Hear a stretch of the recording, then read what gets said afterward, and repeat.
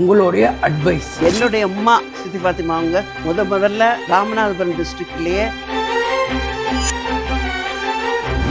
ஃபைனலாக ஒரு question madam, இப்போ டீச்சிங் ஃபீல்டை எடுக்கிறவங்களுக்கு உங்களுடைய அட்வைஸ். டீச்சிங் ஃபீல்டுங்கிறது ஒரு நல்ல துறை தான், எந்த குறையும் சொல்ல முடியாது. இப்போ உள்ள நிலைமைக்கு டீச்சர்கள் வந்து தங்களை வந்து நல்லா அப்டேட் பண்ணிக்கிறணும். ஏன்னா நிறைய புது முறைகள் வந்திருக்கிறதுனால டீச்சிங் டெக்னாலஜி அது இல்லாமல் இந்த பெடகாகி நிறைய வந்திருக்கிறதுனால டீச்சர்கள் வந்து தங்களை அப்டேட் பண்ணிக்கிறணும். அதுக்கு தகுந்த மாதிரி அவங்க நிறைய படிக்கவும் வேணும், கேட்கவும் வேணும். நல்ல ஸ்காலர்ஸ் உடைய பேச்சுகளை போய் கேட்கணும். அவங்ககிட்ட இருந்து அந்த நல்ல பாயிண்ட்ஸை நம்ம தெரிஞ்சுக்கிட்டு அதுக்கு தகுந்த மாதிரி டீச் பண்ணணும்னு சொன்னால் பிள்ளைகளோட ஒரு நல்ல ரெப்போ, நல்ல ஒரு கனெக்ஷன் இருக்கணும். அப்பதான் பிள்ளைகளுக்கும் ஒரு டீச்சரை பிடிக்கும்.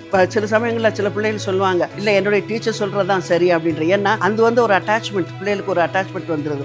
அதனால உலகத்தில் ஒரு பெரிய பிரசிடென்ட்டா இருந்தாலும் சரி, அந்த அவரும் ஒரு டீச்சருக்கு படிச்சவராக தான் இருக்குது.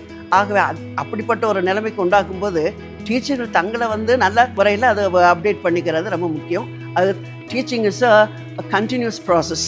அதாவது லேர்னிங் இஸ் அ கண்டினியூஸ் ப்ராசஸ்ன்னு சொல்லுவாங்க. அது வந்து தொடர்ந்து படிச்சுக்கிட்டே இருக்கணும், தெரிஞ்சுக்கிட்டே இருக்கணும், புது புது பாயிண்ட் நம்ம தெரிஞ்சு வச்சுருக்கணும், அதுக்கு நிறைய படிக்கணும், கேட்கணும். அப்படி இருந்துன்னு சொன்னால் டீச்சிங் வந்து ரொம்ப ஒரு என்ஜாயபிள் ப்ரொஃபஷன். அது ஒரு பேஷன் இருக்கணும். ஏதோ கடமைக்காக வந்தோம் சம்பளம் வாங்கணும் போகணும்னு சொல்லி இல்லாமல் அட்டாச்மெண்ட் இருக்கணும், ஒரு பேஷன் இருக்கணும்.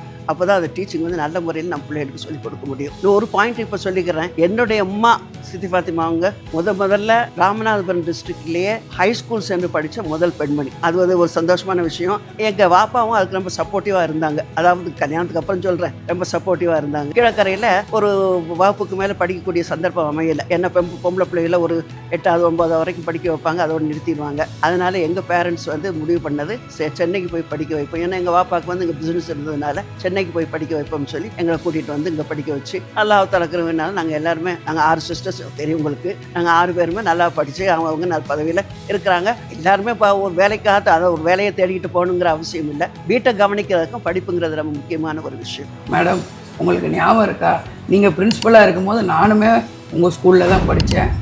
ஜமீரா சச்சி எனக்கு டீச்சராக இருந்தா, நீங்கள் தான் எங்கள் பிரின்ஸிபலாக இருந்தீங்க. ரொம்ப சந்தோஷம். ரொம்ப நல்ல ஸ்டூடெண்ட்டாக தான் இருந்தீங்க.